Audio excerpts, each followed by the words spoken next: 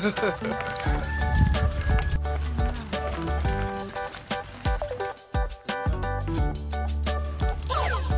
làm gì đó? Gì? Thêm cho bông mà tôi gió. Gì? Thêm cho bông mà tôi gió.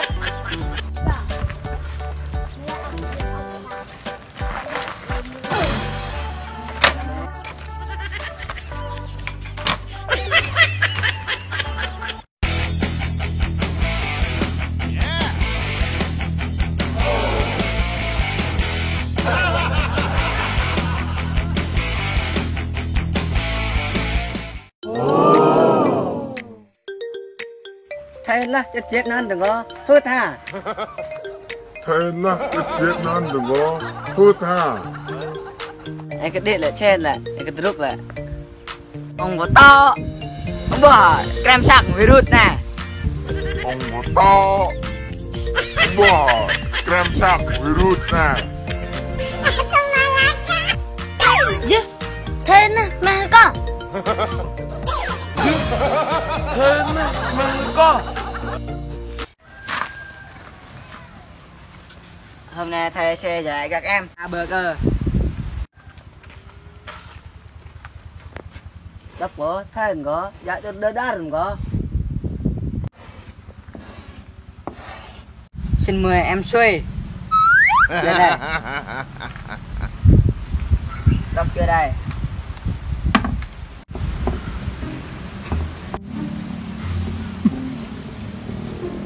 Bà thơ thầy. À. À. Đây này ra được thôi.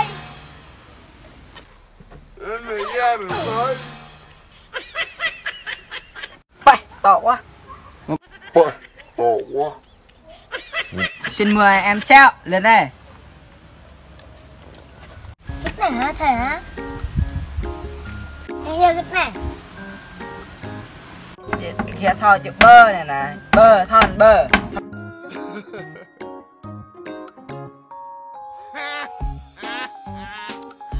Một bơ này hả thầy? Một bơ này hả thầy? Yo, rạ đã top. Chạy về mơ cho nó. Hơi bông vào đây kìa. Hơi bông à.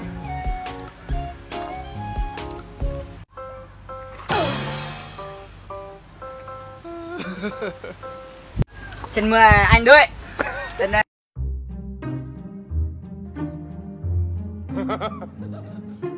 Kịch nè, chơi kịch nè, cắt lần bác nè. To chắc quê. Có chơi thì có cắt lần bác có. Kịch này hả thầy? Từ này chữ cơ, thỏ chữ cơ nè. Chữ cơ này nè. Ngó, chữ cơ đừng có. Cắt lần bác có.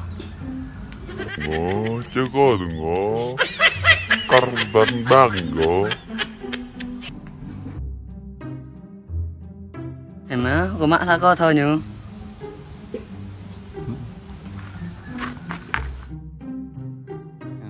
Này hả? To, per vẫn này nè. Per vẫn này nè. Per vẫn này nhá, to gắt black nè. Thầy sẽ cho các em viết chữ đây. Đây, chữ tờ đây. Đây, rồi đây. Em Sẹo. Em Suy. Đủ chưa? Nè em Suy viết trước. Đây, xin mời em. Thầy. Chưa đây. 1, 2, 3, chưa đây.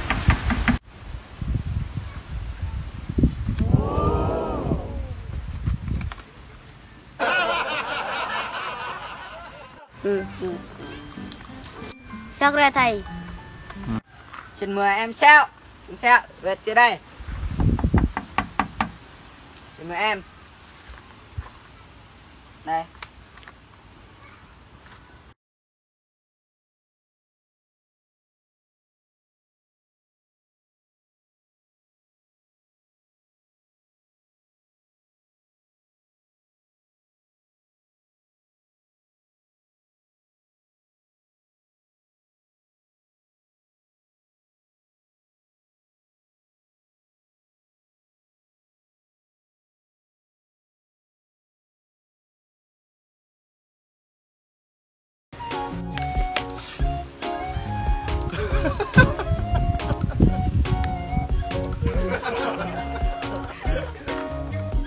Được thầy, xong rồi. Mời các em đưa thầy kiểm tra cái giấy tờ đây. Mời các em giấy tờ bỏ trên bảng này.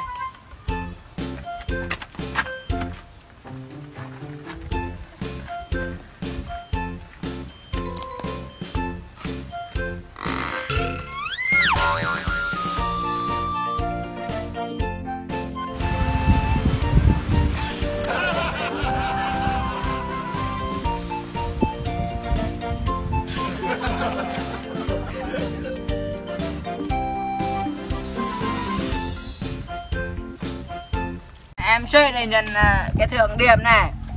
Không điểm, em giơ tay.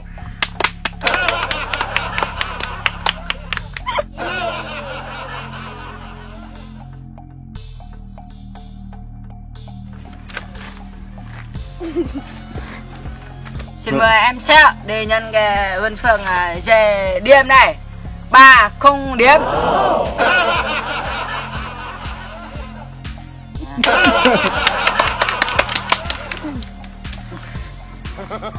Ghê vân tay. Em đuổi để nhận điểm đây. 1 không điểm. Em vỗ tay. Yeah.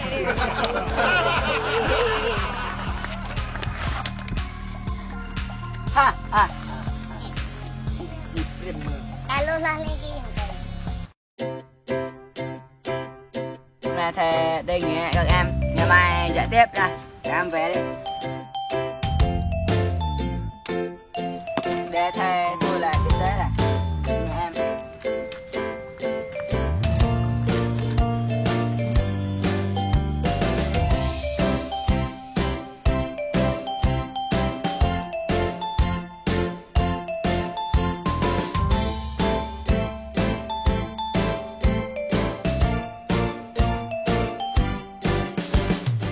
Chào tất cả mọi người để xem video của chúng tôi Siêu Nan TV.